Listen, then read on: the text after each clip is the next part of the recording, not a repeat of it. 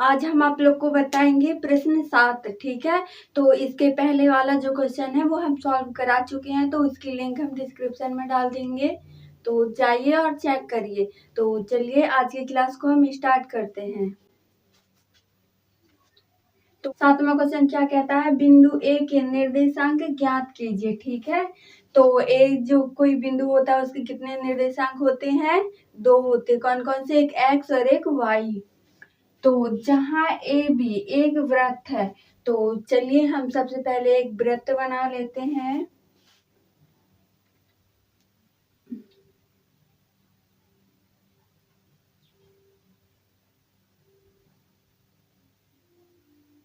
ये हमारा वृत्त। ठीक है, तो जहां ए बी एक वृत्त का व्यास है, मतलब कि जो ए बी लाइन है, व्यास क्या होती है? जो वृत्त में सबसे लंबी रेखा होती है ना, वो क्या है? वो व्यास है। तो हम यहाँ पे व्यास बना लेते हैं।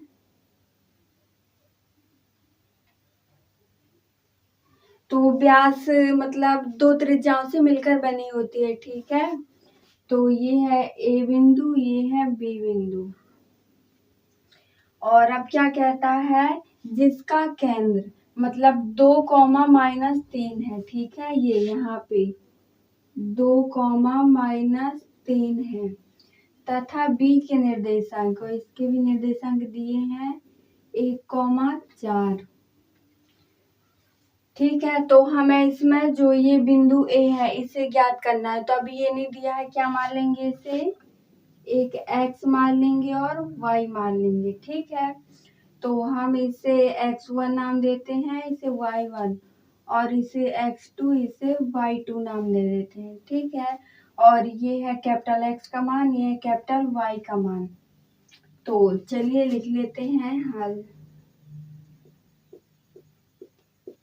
दिया है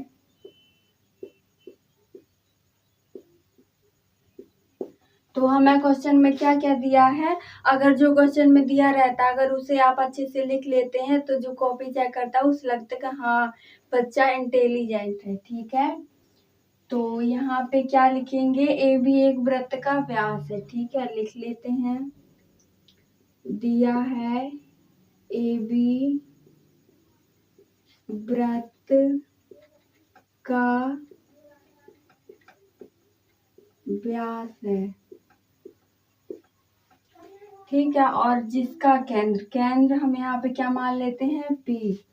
तो लिख लेंगे P बराबर कितना दिया है? 2, -3, तथा B भी दिया है। ठीक है, B बराबर, B के निर्देशांक कितने हैं? 1, 4 है। तो ये हो गया। हमें यहाँ पे क्या ज्ञात करना है? बिंदु A के निर्देशांक। तो यहाँ पे लिखेंगे ज्ञात करना है। क्या ज्ञात करना है? बिंदु ए के निर्देशांक।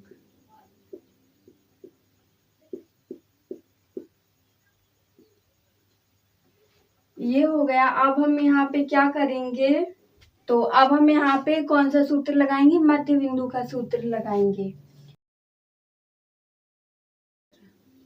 मध्य बिंदु का सूत्र क्या होता है? मध्य बिंदु का सूत्र x1 प्लस x2 बटे 2, y1 प्लस y2 बटे 2। ठीक है, ये विभाजन सूत्र होता है। तो हमें सबसे पहले हम x का मान निकालेंगे, फिर y का मान निकालेंगे। ठीक है, तो इसलिए पहले हम x का मान लिख लेते हैं। x बराबर x1 प्लस x2 बटे 2। तो x1 का मान यहाँ पे कितना दिया है? x1 का है x बराबर x, और x2 का मान कितना दिया है? +1 बटे 2, और यहाँ पे x का मान यहाँ कितना दिया हुआ है? 2 दिया है। ठीक है, बराबर x + 1 बटे 2। तो अब हम क्या करेंगे? यहाँ पे तिर्यक गुणा कर देते हैं।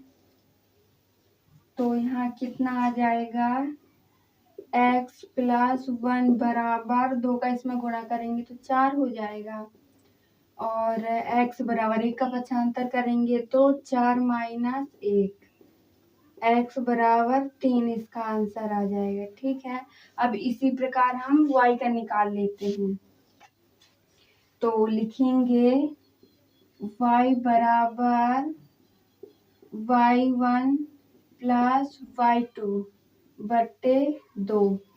तो y का मान यहाँ कितना दिया है, -3 है, बराबर y1 का मान कितना है, y है, प्लस y2 का मान कितना है, 4 बटे 2। यहाँ भी तिर्यक गुणा करेंगे तो इसका इसमें गुणा करेंगे तो y प्लस 4 बराबर इसका इसमें गुणा करेंगे -6 आएगा। तो जब हम 4 का पक्षांतर करेंगे तो यहाँ पे क्या आ जाएगा, -6, और यहाँ प्लस है तो ये 4 भी माइनस में हो जाएगा। तो y बराबर, आप लोग एक चीज जानते हैं, जब समान चिन्ह होते हैं, ठीक है, ये माइनस माइनस एक से चिन्ह है तो ये दोनों जुड़ जाएंगे। तो अब आप लोग ये मत कहिएगा कि ये धन धन है वो घट जाएगा, नहीं, वो जोड़ ही रहेगा। ठीक है, तो माइनस यहाँ पे 10 आ जाएगा।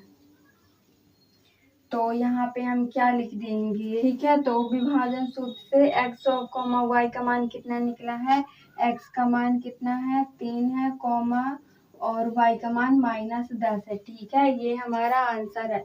तो यहाँ पे हम लिख देंगे बिंदु A के निर्देशांक 3, -10 है। तो आप लोग इसका स्क्रीनशॉट मार लीजिए।